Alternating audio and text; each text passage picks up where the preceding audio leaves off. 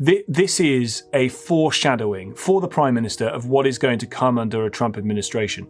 They will be derailed almost every day by something that the President says or what the White House releases or a decision that they make that is going to distract from what it is the government wants to talk about. They have done great harm to the UK's national interest. So they've got to grow up, stop playing petty student politics and actually stand up for the UK, get a free trade agreement, work on ensuring our military and security agreements are robust, and learn the lessons of how Donald Trump is securing their border for a start. The political arena is now stunned by the brutal takedown of UK Labour leader Keir Starmer by none other than Donald Trump himself. If you thought things could not get much worse for Starmer this time around, think again. Trump is simply doing what he does best, humbling political opponents. This time, however, Starmer's turn has come. We've seen what happened when Europe opened their doors to jihad. Look at Paris. Look at London. They're no longer recognizable. I'm going to get myself into a lot of trouble with the folks in Paris and the folks in London. But you know what?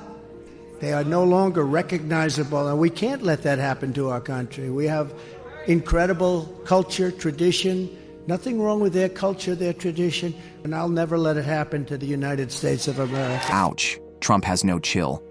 He doesn't just attack Europe. He's also laying the groundwork for what's next for his country. Oh, and guess who's in the line of fire? That's right, Keir Starmer's UK. The poor lad is trying to do both, fix Europe and keep Trump happy. Spoiler alert, it's not going well on either count. At this point, Keir has to be smart. Everyone around him is trying to tell him what's the right thing to do.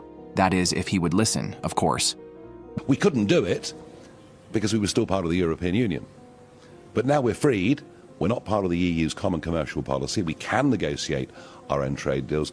These are the prizes that are on offer. But, if the Prime Minister wants to have a reset with the European Union and get closer to the failing, economically, European Union, it's going to be very difficult. With Farage having said it, the stakes are now high for Starmer.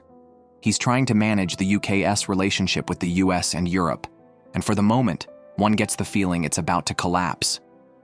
Even if Trump were inclined to forgive an affront, Starmer's certainly playing with fire.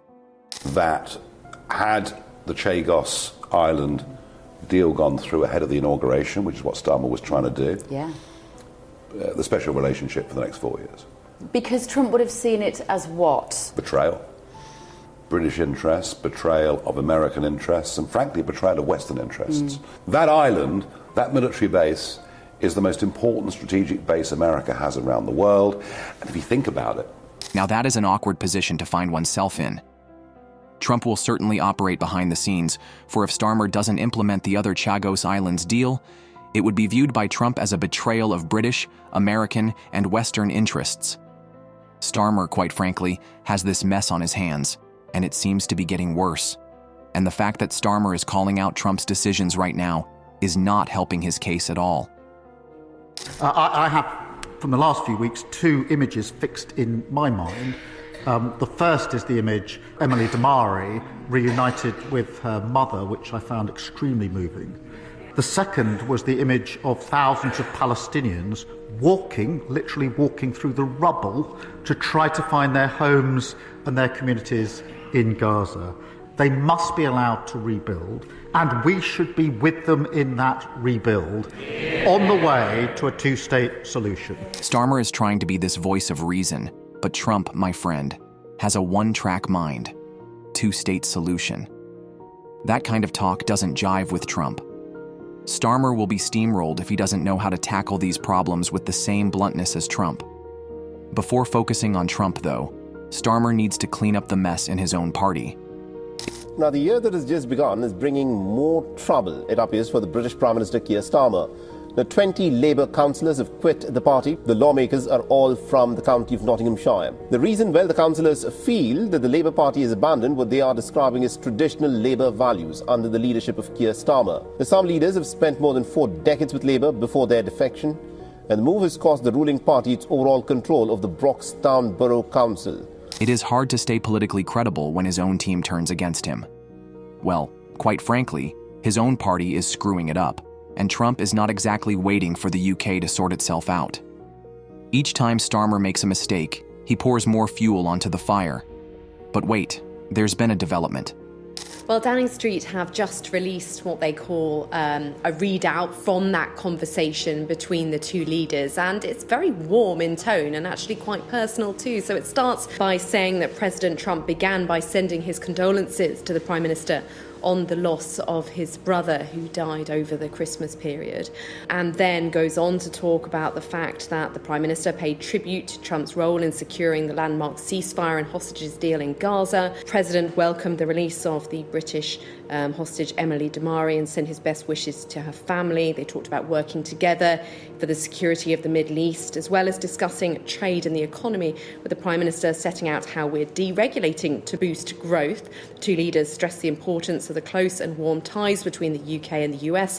The President spoke of his respect and affection for the royal family. They agreed to meet soon and look forward to further discussions then. Trump is being very friendly with Starmer. Sympathy, flattery, and all the rest of it about trade and security. But hold your horses. This is just Trump being warmish while watching what's going on. A warm phone call does not mean smooth sailing for Starmer. Keir Starmer now told that he can come to America, so presumably he'll be planning that. He didn't go to this AI conference in Paris today, presumably because I said it's not far enough away. It looks as though he's going to try not to sort of side with Europe over the steel tariffs. So when he does go to America, what, if anything, is he going to achieve, do you think? Yeah, I think this will be. I think he'll try and secure the first European leader to go to the White House since Trump gets in. But I think one of the things that he will try and achieve is, if it hasn't sorted out by then, is trying to sort some sort of carve out on the trade tariffs. It looks like that needs to be sorted as soon as possible. I was at an event last night with Rachel Reeves, and she seems to think a deal can be done of some sort. So I think, as well as trying to make sure the trade relationship is as good as it can be, I think it will just be trying to cement that relationship where Keir is sort of stuck between two places a little bit. He obviously wants to keep America very, very close. So I think he's trying to ride two horses here, and it'd be interesting to see where he falls, or if he just slips through the cracks in the middle. Even if Starmer views things as warmed up with Trump, he shouldn't be misled. The current tactic is the long game. Starmer is busy fixing things, while next in Trump's line of vision, there's a spoiler. Things are going to get bad for Starmer. So where does that leave Keir Starmer? His political future hangs in the balance. Clearly, it isn't going to be an easy road for Starmer, given all the confusion and inner chaos of the party. Trump's keen eye on every mistake doesn't help either.